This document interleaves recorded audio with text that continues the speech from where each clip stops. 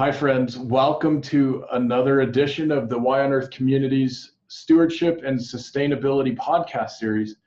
And we are so excited today to have with us Lauren Tucker. Hi, Lauren. Hi. Welcome to the show. Thank you. And Lauren is the executive director of Kiss the Ground, which we'll be talking about in today's discussion.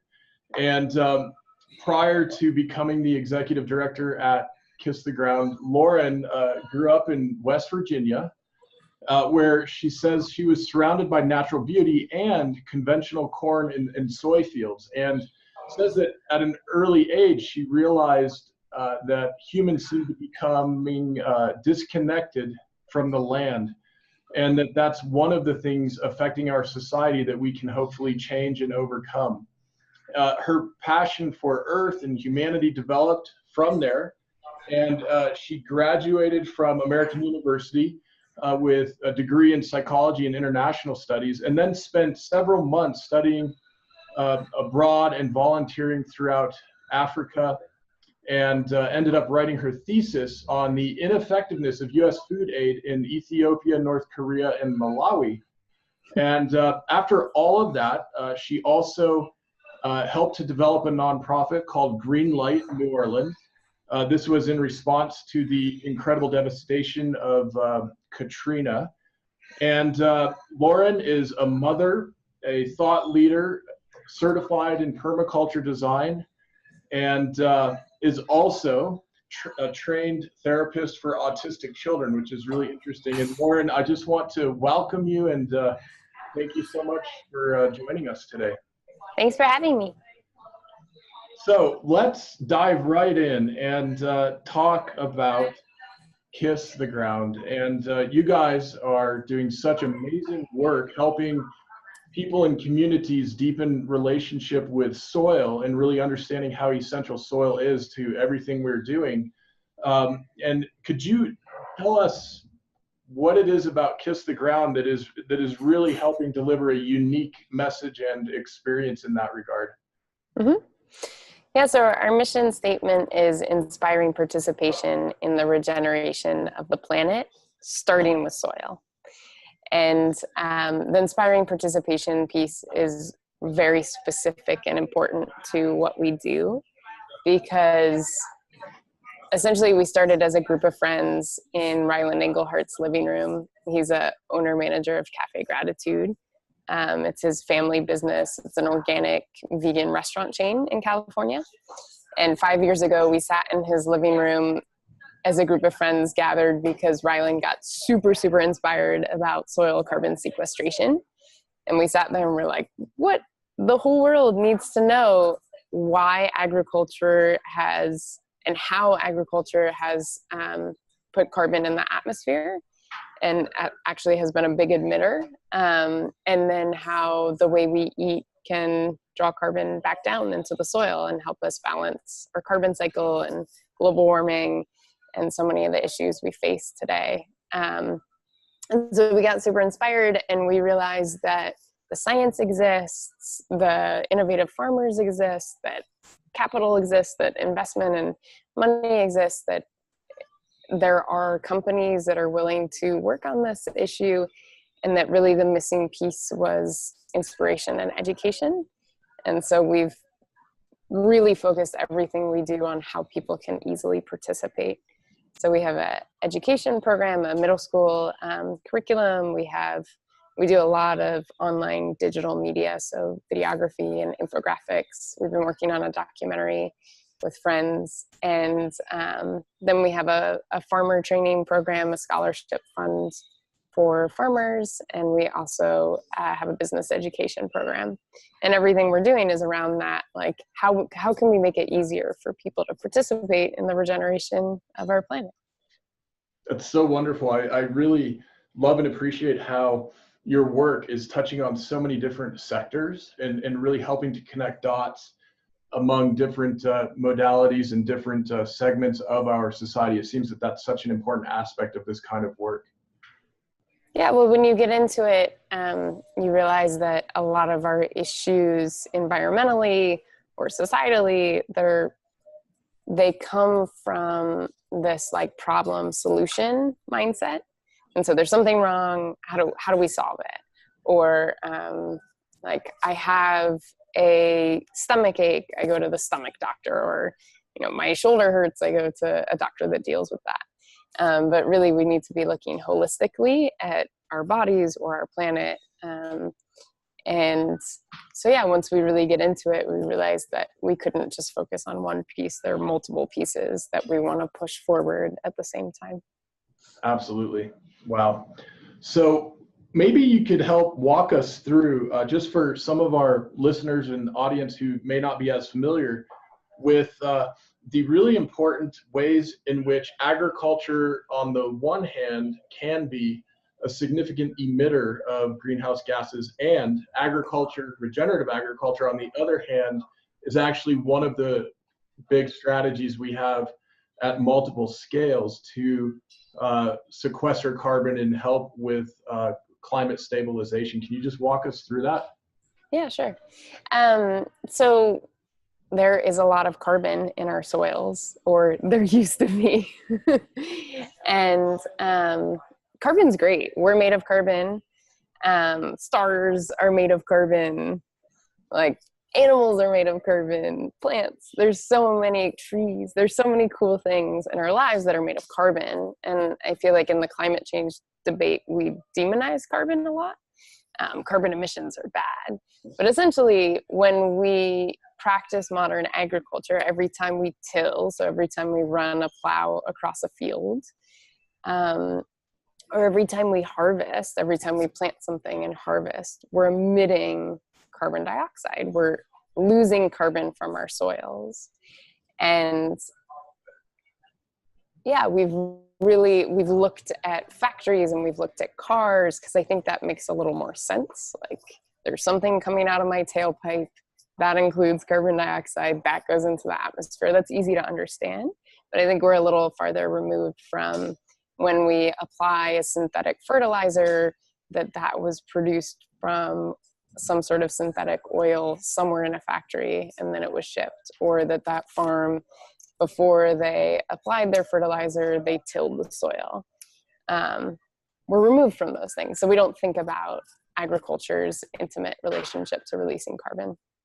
And then the good news is that plants breathe carbon. So we breathe oxygen and we exhale carbon dioxide, and plants, trees, and any other plant, they actually breathe in carbon dioxide and exhale oxygen. It's kind of basic science that we learned in elementary school. But the part we might not remember is that carbon actually gets pushed down to the roots of the plant. And when soils are healthy, when there are diverse microbes and fungi and all these living, eating microorganisms that you can only see with a microscope, when soils are healthy, that carbon can get stored. And so there are ways that we can farm which really improve our soil life. They're very simple. A lot of them include not tilling, always keeping the soil covered with living plant material, and then when plants die, to just let some of their stubble stay in the ground, so keep that root in the ground as long as possible, and then integrating animals and trees and annual crops, which are those crops that we harvest year after year, and then not using pesticides and things that would kill that soil life. So they're actually really basic principles, but there's now this growing movement around how do we farm with carbon in mind instead of nitrogen or some other element that really leads to plant growth in mind. Absolutely. Interesting. Well, one of the things that strikes me as you're describing this is that, less than 2% of us in our society at this point are directly engaged in agriculture as a profession. Of course, many of us garden, many of us grow plants in our homes, in our yards, in our neighborhoods. But it strikes me that although most of us are not directly engaged in growing food as a profession, we all eat, right? Mm-hmm. And there is so much incredible opportunity, truly, to make our food choices around soil stewardship and regeneration of ecosystems. And I'm struck that Kiss the Ground, one of the things you guys are doing a great job of is helping to educate us around ways in which we can make really good food choices that are supporting the type of agriculture you're describing that is good for the carbon cycle. And of course, that means also indirectly, it's probably much healthier for us and healthier for all the people involved in that farming activity and what goes on in that whole value chain. Mm-hmm. Yeah, we're actually coming out with a purchasing guide. Hopefully it'll be out by the time you publish this. And it goes through how to think about our purchasing choices, because essentially very few of us are farmers or land stewards, but all of us eat all day, every day. I think it's a Wendell Berry quote where he says, eating is an agricultural act. Yeah. So we all participate in that food system. I love that. Well, tell us a little about the guide that you're putting together. What can people expect to find in that? Mm-hmm. We found that it was very hard to publish specifics. So it's not going to be a product list, and it's not going to be purchase this, like purchase broccoli, don't purchase kale. It's not going to say something like that. It instead goes through types of food. So when you're purchasing animals, these are the things you want to think about. Essentially, the biggest recommendation, and it's so basic and we hear it all the time and we're kind of bored of hearing it, is get to know your farmer. But really, that's one of the best ways to do it. It's either get to know your farmer or get to know the brand that you purchase from. Because there are innovative brands who are really thinking about how they source and are supporting farmers who are building healthy soils. And so, kind of the number one tenet is do your research.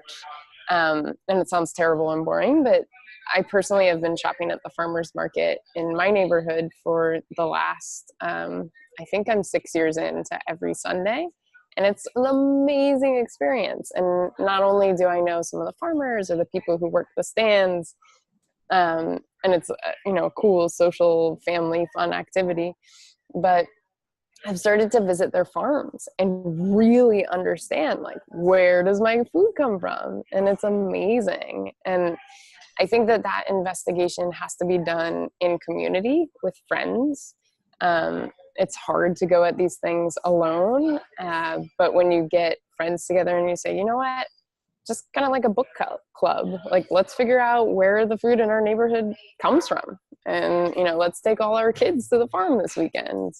And, do we like the way that chicken is in a cage? No, that doesn't feel good. Maybe we're not going to buy eggs from here. Oh, that chicken looks pretty happy. There's certainly many details to farming. And as a consumer, it's hard to fully know when you visit a farm. But there are some things that are pretty intuitive. Like, okay, that chicken looks pretty happy. We're like, that chicken does not. So yeah, there's a lot of thinking in the guide of how to start thinking about these things. And then we break it down by food group. Well, it's so exciting. I think guidelines can be so helpful for folks. And I can really relate to this. In the book, Why on Earth, I wrote about the idea of growing, knowing, and showing when it comes to food. So growing some of our own food, certainly knowing the farmers that are producing some of our food in our area. And then when we're buying food, as you're saying, from folks we don't know, going to those labels, those third-party certifications that are helping to show and verify what practices are being used in those various supply chains and value chains. And just the other day, I was at our farmers market picking up some produce from my good friend Mark Guttridge, who has Olin Farms and is just an amazing soil steward. And he was telling me this really cool story about an event he had just had maybe about a week and a half ago, where a corporation in the area wanted, instead of having a regular sort of office party to commemorate an event for the employees and staff, they went to the farm. And the folks had the opportunity to go out into the fields to pick peppers and beans. And then after time getting their hands in the soil, which of course has incredible benefits, they all shared a beautiful community dinner right there on the farm together. And my goodness, what was really striking about hearing all of that from Mark was that the executives of that company said it was the most effective company experience that they've given their employees, hands down. And I'm struck that there perhaps is some wisdom there, some opportunity there that many more of us engaged in the corporate world can really enhance what's going on with our teams, what's going on with our organizations with these simple ways of connecting the soil. Yeah, and we've built long supply chains for efficiency, right? Yeah. So or the way we've created the system is that a lot of farmers, if you grow grain, it's going into a big silo, and then that's getting sold to someone, and then it's getting sold to someone else, and then it's getting sold on the commodity market. So a big company might not even know, or it's very likely that they can't actually trace food back to the farm. But now that we're starting to understand the environmental impacts of farming, whether they're negative or positive, the innovative companies are starting to say, you know what, we're committed to not purchasing in this way. And yeah, for a while it's going to be more expensive, but the environmental commitment is so strong that we have to do it. And so it's cutting down those barriers. Ryland's father, who's one of the founders of Cafe Gratitude and a farmer in Northern California, I love this visualization, but he always says, at the end of the day, I don't want to purchase my food from a certification. I want the handshake of the farmer to be my validity that the food I'm eating is good for me. And I think that we've created an efficient, global system. I can get anything delivered to my doorstep essentially in a couple of hours. And there are some beautiful efficiencies and conveniences to that. But what we've lost is that chain of custody, or that understanding of where things are actually coming from. And so I think that as communities, we need to start investigating and start, it's so silly, but it's like, know your farmer, purchase local. It's really that simple. We've been hearing it for years, but it's true. It's what we need to move towards. I love it. Well, there's so much opportunity to strengthen that local and regional fabric in communities all throughout our society. And one of the things that I'm seeing more and more really thoughtful and intelligent companies doing is purchasing CSA shares from local farmers, community supported agriculture, as a way to enhance the benefits and perks for their employees, while also deepening those connections to local farmers. It's one of those win-win-win situations that ultimately does not cost the company very much at all in the scheme of their overall HR benefits and so on. And my hope, Lauren, is we're going to see a whole lot more of that in the next few years. Yeah, I think we have to, essentially. Yeah. And the cool thing about starting to investigate your local food system is often you uncover foods that you've never heard of. Like, I live in LA, and so I'm really part of the surrounding food shed, and Santa Barbara is included in that. And just tonight we're hosting an event, and someone brought dry farmed prickly pear. It's like a tequila, and it's made from Santa Barbara. And here it's like something that grows in this area. It's in my quote unquote food shed, and it's amazing. Like, wow. It's so cool, right? And there are so many examples of interesting, amazing, phenomenal foods that you discover when you go on these journeys. That sounds like a lot of fun. Yeah. I want to take the opportunity just to remind our audience and listeners that this is the Why on Earth Community Stewardship and Sustainability podcast series. And today we are visiting with Lauren Tucker, the Executive Director of Kiss the Ground. And for folks who are interested in taking a look at the purchasing guide that Kiss the Ground is providing, you can find that at kisstheground.com. And there is also a free curriculum available there that I'll ask Lauren to tell us about in just a minute. Kiss the Ground on social media is also found at Kiss the Ground for Instagram, and then at Kiss the Ground CA for Facebook, Twitter, and on YouTube. And with respect to Why on Earth, for our listeners and audience, we want to make sure you're aware that we have a special deal for you, where if you go to the whyonearth.org/market, to our marketplace, you can get copies of the ebooks and or the audiobook version of Why on Earth at a discount using the podcast. So we want to make sure you know about that and take advantage of that if you're interested. And so Lauren, let me shift from the purchasing guide to the curriculum. Can you tell us a bit about what you guys have put into the curriculum and what folks can find there? Sure. Yeah, so one of the first things we did as an organization was create a 4-minute video. And it sounds super simple, but it actually was a large collaboration with many, many people, and it took a year and a half.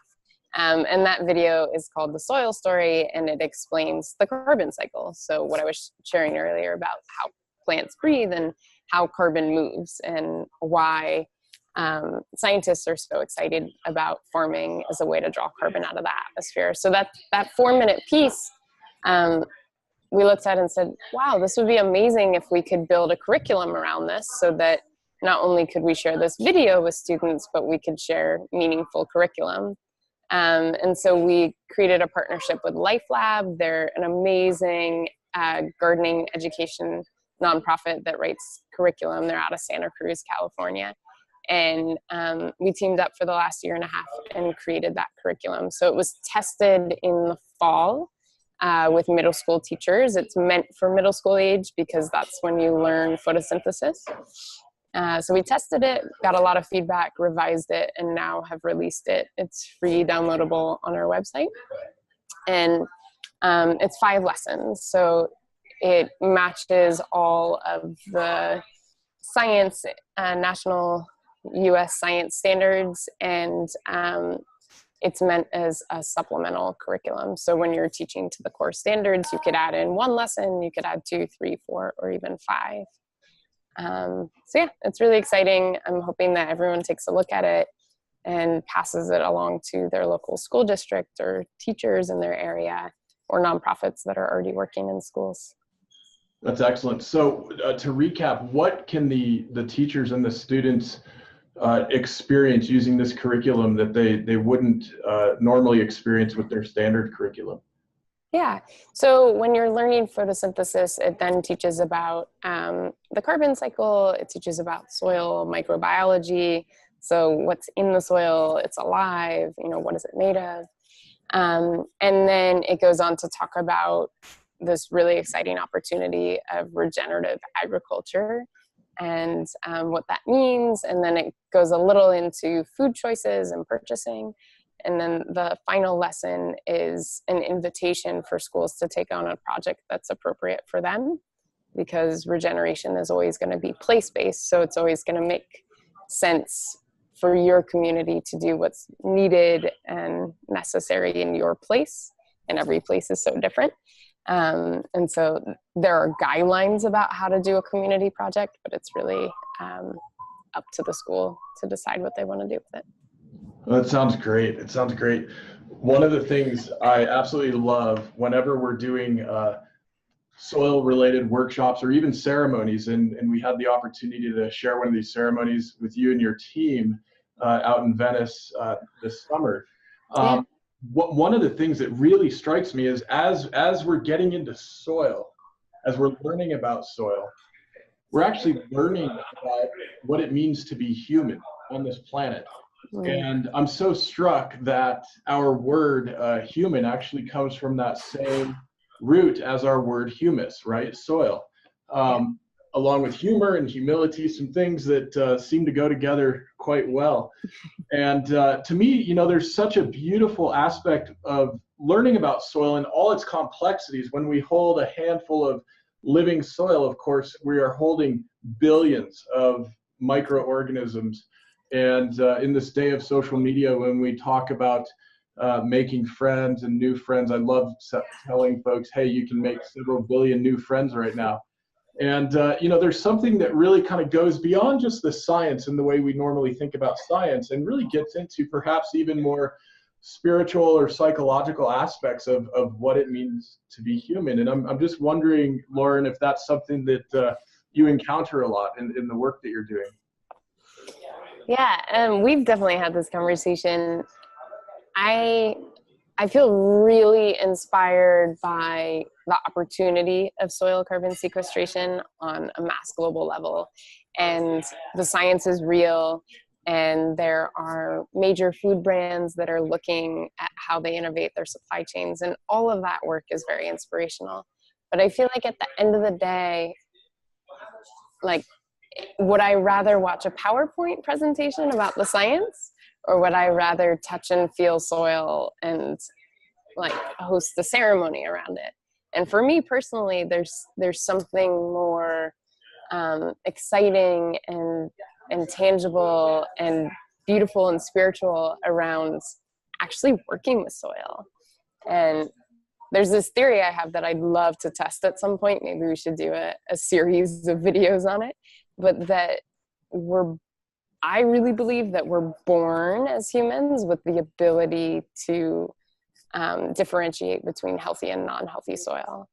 And I really think that if you give someone who even lives in the soil or in the city, two different handfuls of soil, like one that's highly degraded and one that's teeming with microbes, and you smell them, like, we have this connection that's amazing.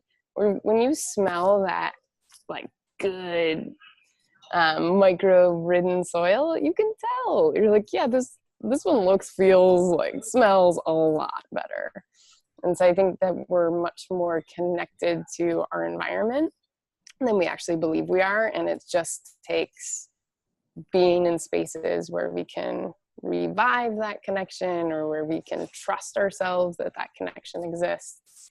So yeah, the science is real, and you could, think about it only in that way. But I really think there's a spiritual part of caring for the planet. And I actually think that it's it's what we're meant to do as humans, that we're dependent on plants and animals, but they can be dependent on us in how we care for the spaces that we collectively share.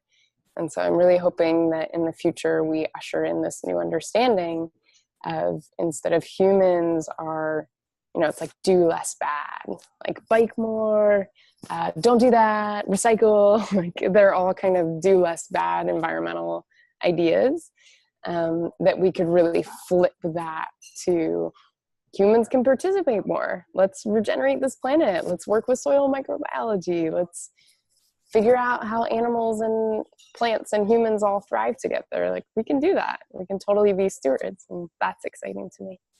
Absolutely. I am aware that in many of our traditions worldwide, our indigenous traditions, we have deep ecological understandings of different creatures, different critters' roles in an ecosystem, right? So coyote has its role, beaver has its role, ladybug has its role, and so on. And the humans, there's sort of a joke. The humans, it's like, well, what's our role?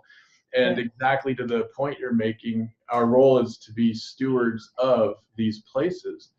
And we have so much incredible opportunity. And I'm really, really excited. I have to say, I'm so excited thinking about what I believe is going to be happening over the next few years in landscapes all over, and particularly urban landscapes.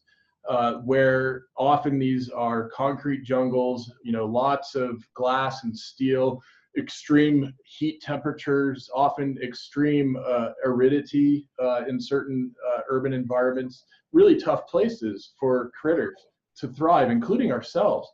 And we know increasingly through the science that getting our hands, connecting physically with soil increases serotonin production, reduces stress hormones. Seeing living green plants does similar things for our neurobiochemistry. And my gosh, we have this opportunity to get really smart about these spaces and environments in which we are living and working and playing. And I just love what you guys have done out there in LA on your campus grounds, that beautiful garden area with those great compost bins where we were able to hang out and do that ceremony not long ago. And what a wonderful oasis. And wouldn't it be fabulous to see that kind of connection to place just expanding throughout our cities? Yeah, that's been a really wonderful community project. We started it at the very beginning over 4 years ago, and we found a piece of city-owned property in Venice, California. It's owned by City of LA, and there are the two front lawns of two very historic buildings. It used to be, when Venice was its own city instead of part of LA proper, it used to be the police station and the courthouse. And then when Venice became part of LA, those two buildings became obsolete, and now they're long-term leased by two arts nonprofits. So a poetry nonprofit has one, and like a public art mural painting telling untold history through mural painting nonprofit has the other. And for years, like 20 years, they had a dead, dying lawn it spans an entire city block. And so we approached them, and we approached the city, and we said, hey, look, can we grow food here and donate it to homeless? And can we teach here? And can we revitalize this piece of land? And when we started, you couldn't put a shovel in the ground. It was so hard. The only thing there was some like really, really invasive grass that only grew when it rained, if it ever rains. And now, there's thriving fruit trees, there's raised garden beds, there's worms, there's birds, there's squirrels, like there's so much life there. And we're actually about to give the project away to a community partner who's able to really take it on fully and steward it into its next evolution of working and training homeless youth. But yeah, it's just been an amazing, like, community project of bringing people together. And we've had, over the last 4.5 years, I'd say over 700 individuals come and volunteer and dig in the dirt there and really help that space thrive. And so yeah, it's totally possible. And some of the best soil on the planet is hidden underneath concrete in cities. So dig it up. Right. Let's bust through the concrete. Yeah, and you can really feel it visiting there. It's such an amazing space. Thanks. Yeah. Well, Lauren, it has been absolutely wonderful having this time with you today. And before signing off, I just want to ask, is there anything else you want to make sure to share with our audience and community? Yeah. Such a big question. Yeah. Yeah, I mean, we started as a group of friends in a living room, and now we're part of national and international coalitions that are forwarding regenerative agriculture, and our work is starting to inspire brands and farmers and consumers. And there's just something really special about, we just decided to do it, and all it takes is one inspiration inspiring the next person, inspiring the next, and so on.